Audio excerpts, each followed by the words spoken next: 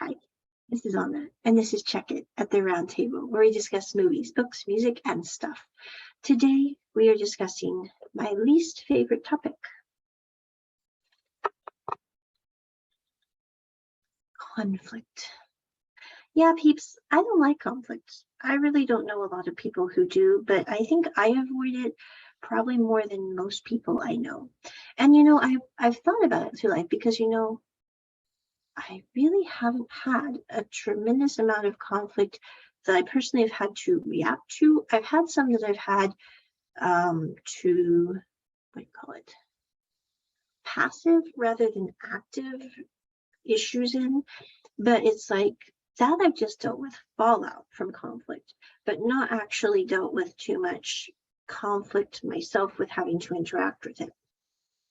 But recently I had some conflict arise in my business life, and I was like, how do I deal with this? It also led me to kind of think about things and process things differently than usual. And also I discovered quite a bit about myself that I hadn't really thought about when it came to conflict.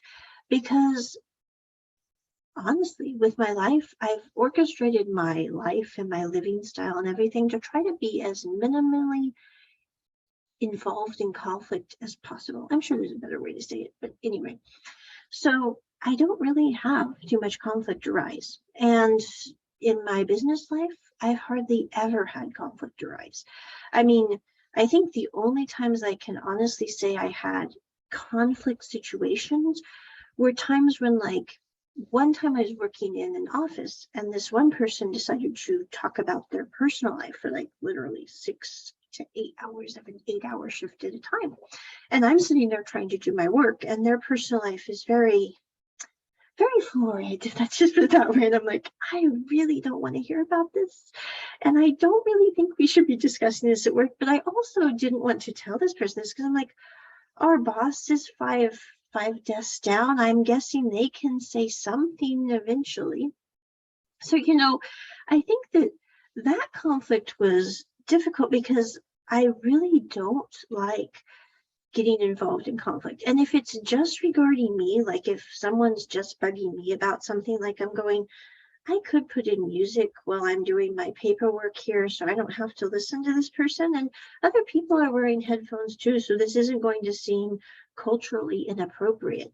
So I ended up doing that. But I do have to say, like, going home from work sometimes, I was living with Bob at the time, and I'd come in and I'd go, and she'd look at me and go, Gigi, you really just need to decompress and watch some Big Bang Theory because this person and their personal life is getting to you. And I was like, it really did. And not because, like, it was mainly because the way they were hurting other people, because they were like trying to date multiple people at the same time. And some people knew about it, some people didn't. And like, do you realize how this is hurting those people who think that they have your heart and you have their heart, but yet you're dividing your heart, if you will, between multiple parties. And that was really disconcerting because I'm going, yes, it doesn't affect me, but I couldn't help but think, those poor people who think this person cares about them, but is really, caring about them with other people in mind. I think that's rather distressing, especially since there was a lack of honesty in certain situations regarding this.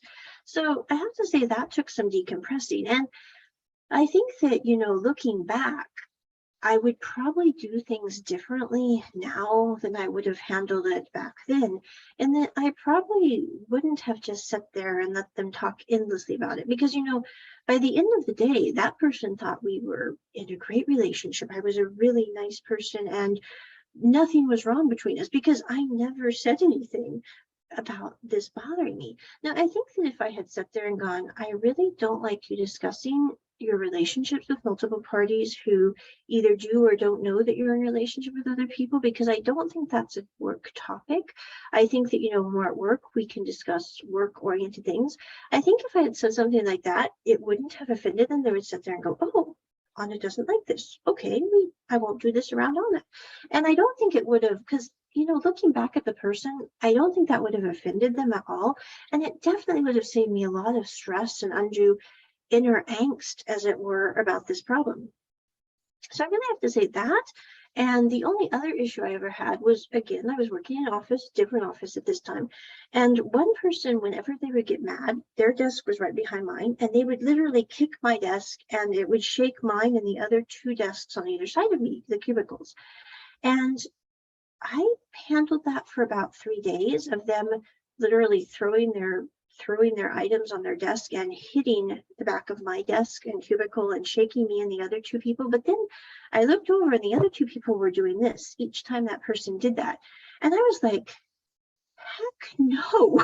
I mean, I hardly ever have anything like that happen, but I think I regard it as my great Scottish grandmother is rising from the ashes and going, no. And it's like something comes over me that I really am not in complete control of, but I'm okay with that. And I stood up and I went, I mean, no offense. I never do that, peeps. I mean, the fact that I did that, but I was sitting there looking at these two other people hunkered down every time this person did that. And I was like, I don't care who you are.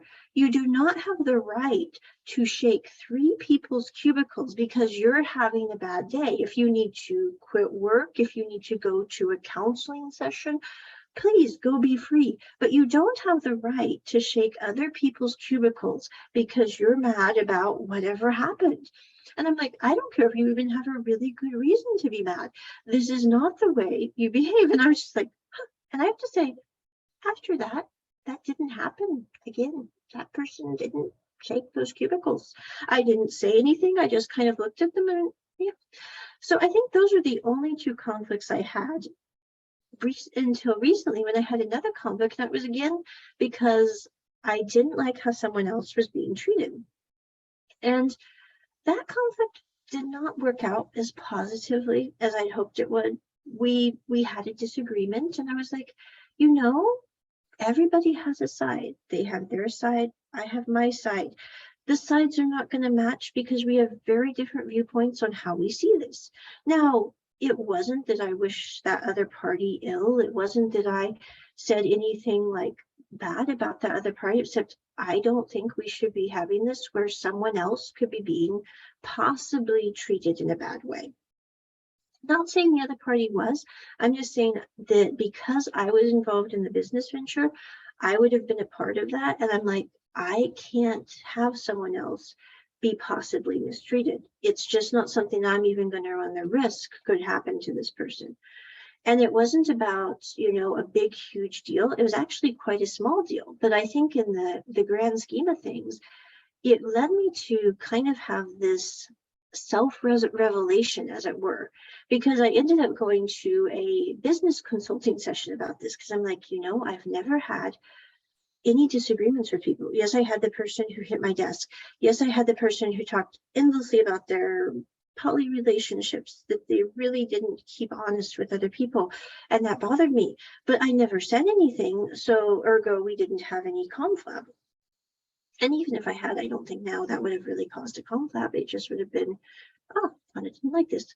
But again, I'm going, I had never had this before. So I went to the business consulting session and the other party is like, Anna, I'm noticing that whenever you get upset about something, you usually get upset not because something happened to you, but because something happened to someone else who you think could possibly get hurt. And I'm like, yes, exactly. And they said, now, have you ever been upset about something that happened just to you? And I'm like, well, when that person talked endlessly about those relationships, it bothered me because, again, I was thinking of other people who could be hurt. And they're like, Anna, I think we need to work on, not that this is a bad way or a good way or any way that you dealt with this, but we need to work on the fact that maybe you should maybe get upset when someone does something to you on occasion, not because they're hurting other people. Because they said, you know, in your life, you're going to have people that do nasty things. You're like, yes, that's happened a time or two, but I've really just kind of let that slide because I don't think it's of that great of import because I'm in good health. I have a good life.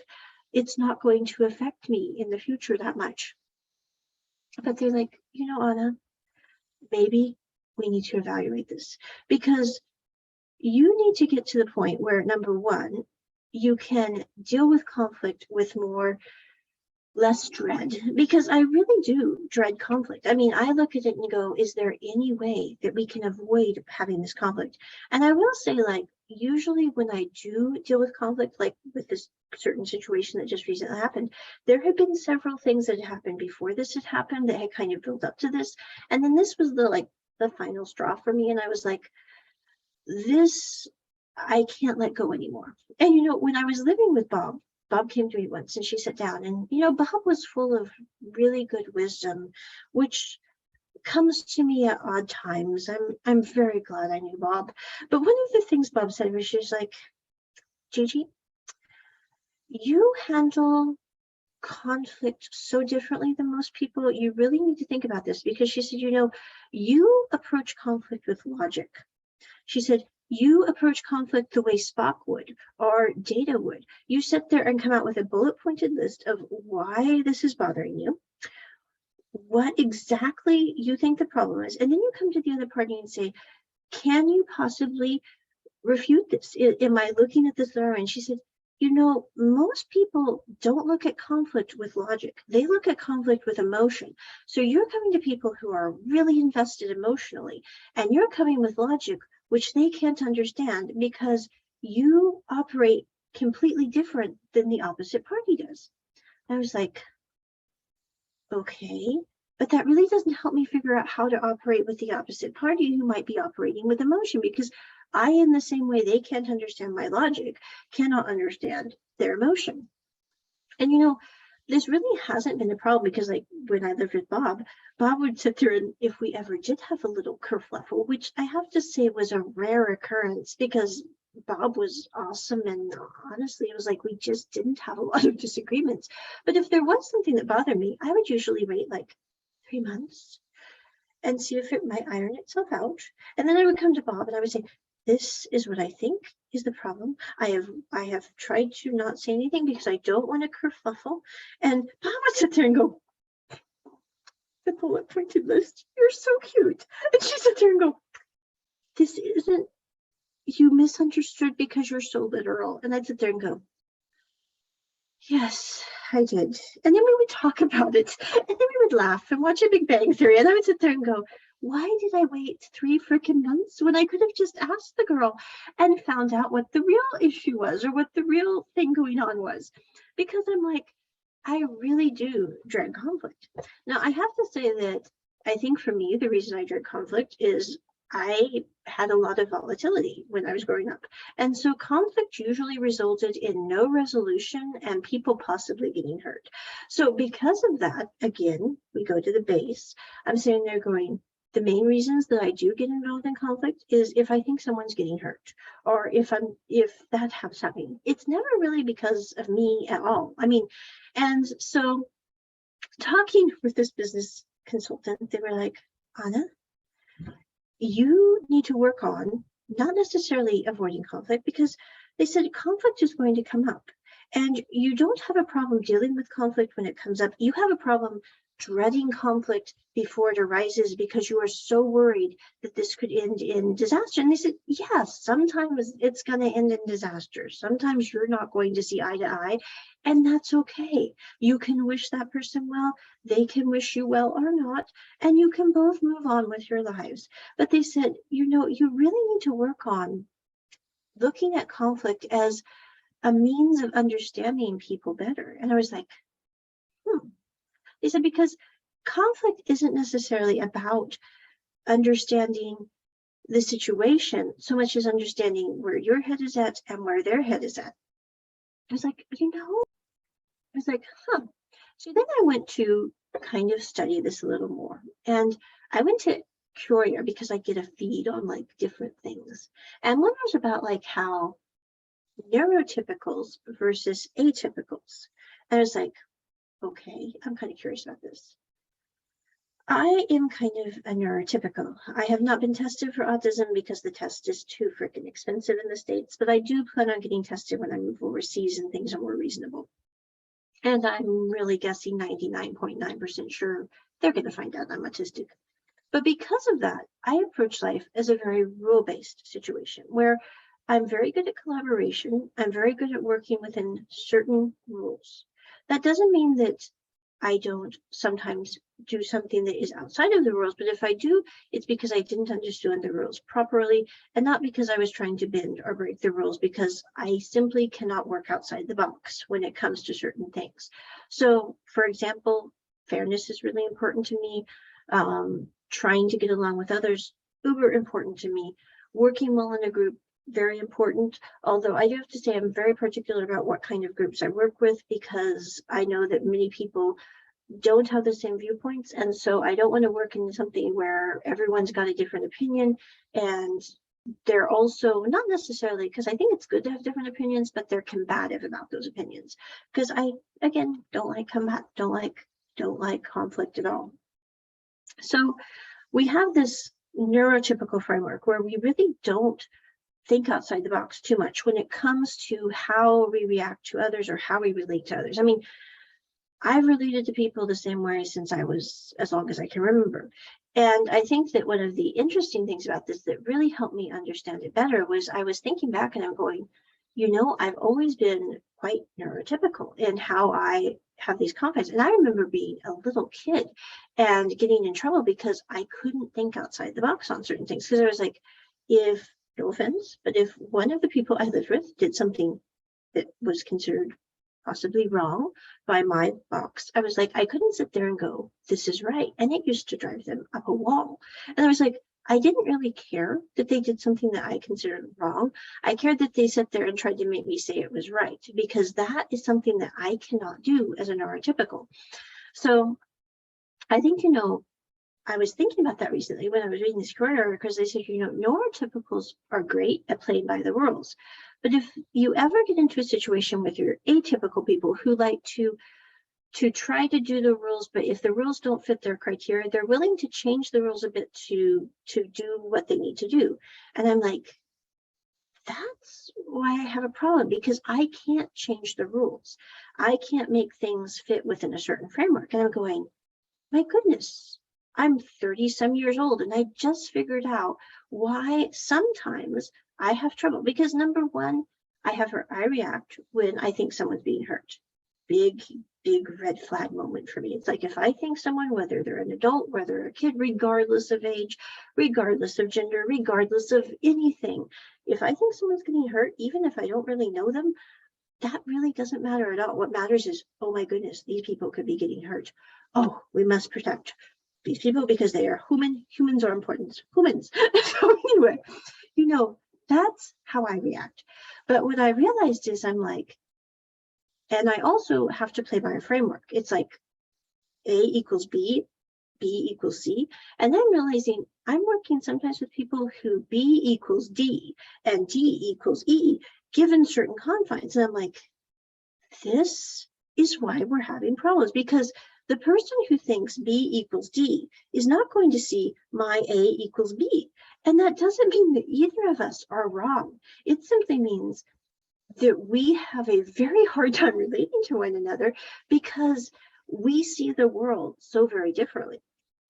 And it's like, if someone can come to me and logically go, Anna, A equals E, and show me that, I'm like, oh, okay, I can maybe get that if you're sending it in bullet points and logically show it. But if you come at me like with emotion, or just say A equals E without giving me any kind of framework, I'm going to sit there and go, what in the world? I mean, no offense, but it really did help me, because I'm like, I think that I, again, don't like conflict, but I have learned so much over the past month, because I'm like, it's not really a bad thing when you have conflict. Yes, it can lead to division. Yes, sometimes people get upset. And yes, sometimes you really can't, at least for the foreseeable future, work things out. But it has helped me realize that, it's not that either party is wrong. It is simply that sometimes people see things so differently. And now I'm sitting there going, I finally understand why when I try to work with some individuals, the way that they plot things is so very different. And I'm like, I really can't plot things that way. And so it's really helped me to understand that it's not that either group thinks better or worse. It's just that for me, I'm like, I finally understand how my brain works and how other people's brain might work, and how they might configure things when it comes to how they work, how they live, how they deal with conflict themselves. And it's really helped me to better approach life, because I'm like, it doesn't mean that I'll ever be the kind of person that goes A equals E, because I really can't see myself ever getting outside my box to achieve a goal, because I think that goal is worth more than the box. Because to me, the box is worth a lot. The box has kept me safe. The box has kept other people safe. Ergo, I'm going to stick with that box. But now I do understand how other people who are more comfortable outside the box, so to speak, might sit there and go, I'm going to do it this way so I can achieve this goal, and then I'll go back to the box. And I'm like, I get that thought process. I just can't go there myself, because I'm like, the box is comfy. The box keeps me safe. The box keeps the people I care about safer. Ergo, the box is my lightness blanket, as it were. And also, it has helped me to realize that, you know, it's okay to let people know if something is uncomfortable to me. I mean, I think that was one of the biggest revelations. I had a repeat meeting with the person who I was doing the business consult with. They were like, Anna, I really think we should meet again, because we need to talk about how you see things. Because I said, you see things so very differently than most people. And the fact that you've never had conflict because of you per se, but because of how you feel someone else is being hurt, is something that we really need to address. Because they said this could bother you in the future when it comes to business, because you might let people just walk all over you, which is not a good plan. I mean, they didn't say it that way, but basically there's like, And, it has led me to think about things differently, because I'm like, I'm really good at saying, like, if I think someone else is being hurt, but I'm not really good at sitting there and going, if I'm just the one being bothered, I wouldn't have said something. And now I'm like,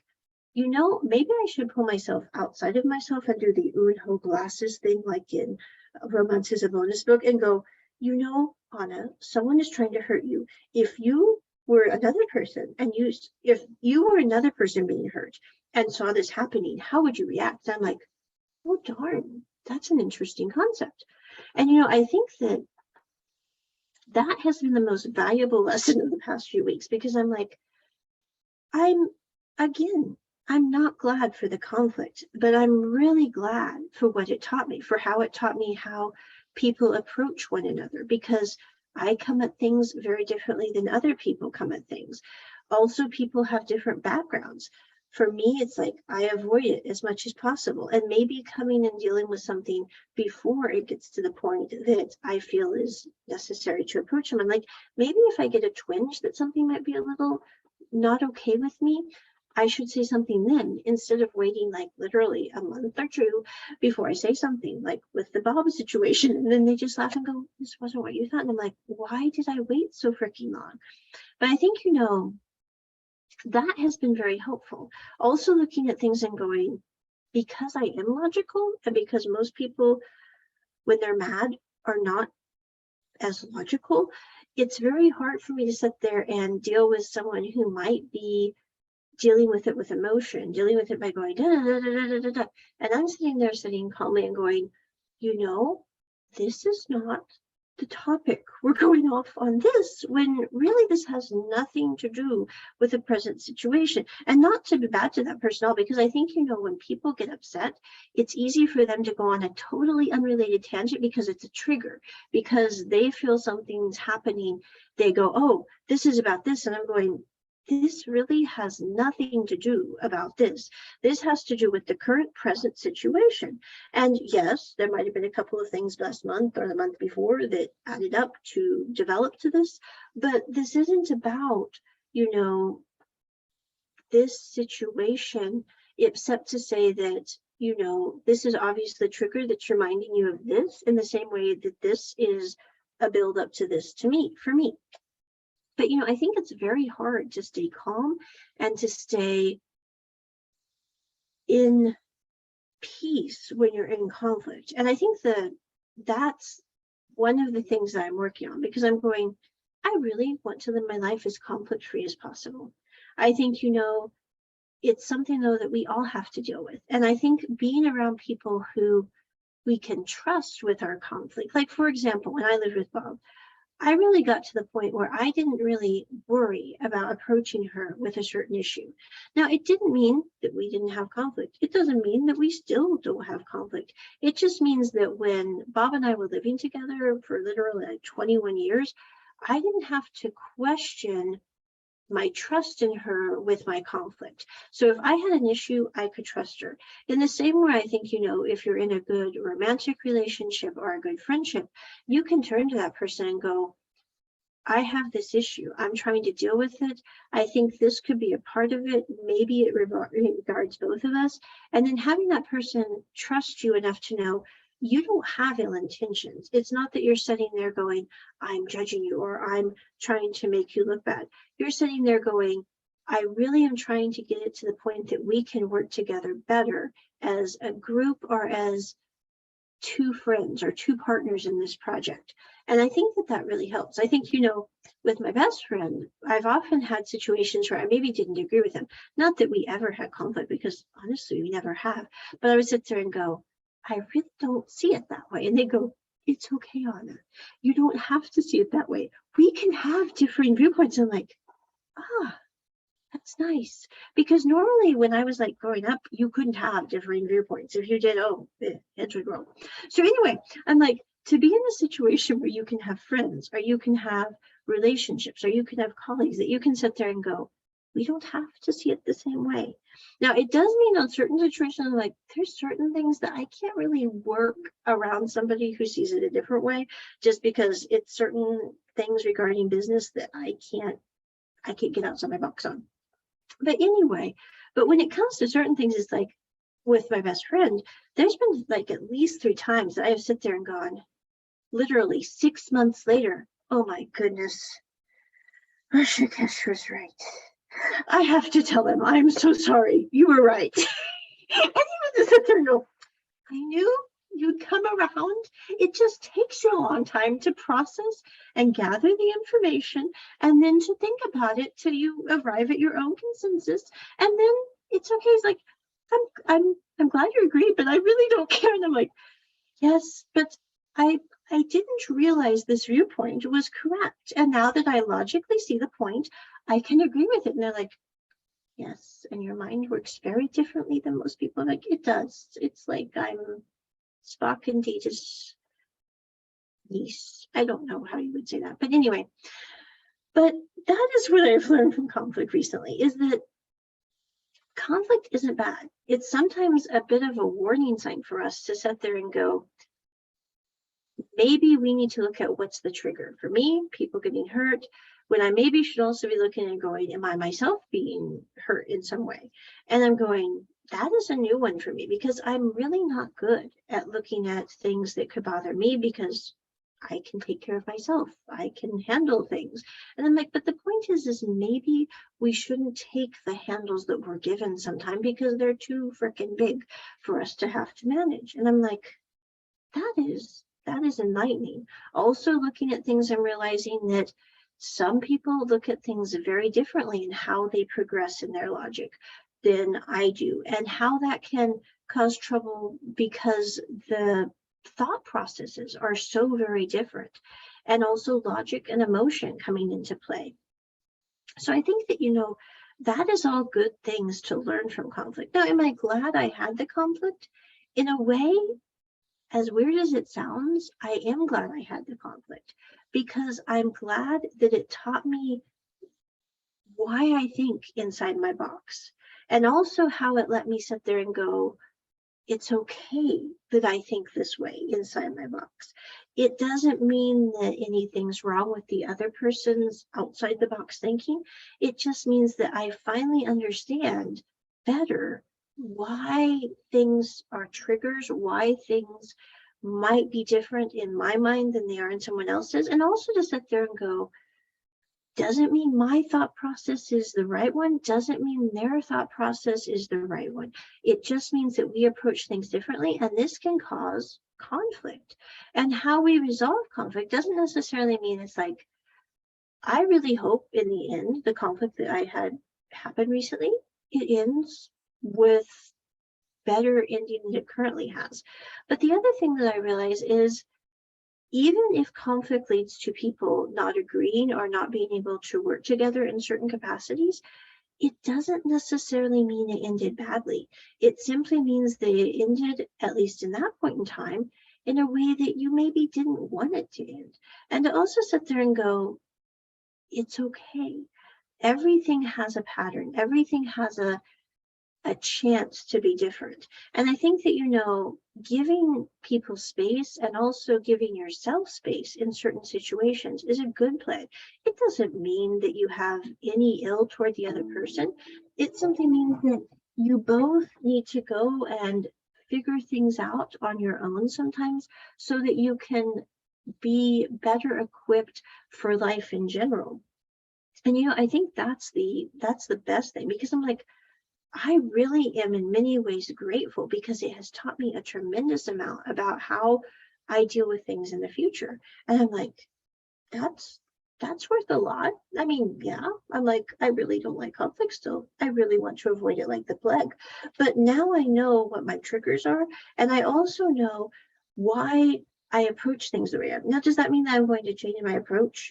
Probably not. I'm thought about it, like, I really am a box person. I play by this kind of box. This is my box. This has kept me safe. This has kept other people safe. It's like, I also think that for people outside the box, it has kept them safe. It has kept their people safe. So I'm like, it's not that out of the box or in the box is bad or good. It's just in how we've discovered what life works for us. And I think that in and of itself is healthy.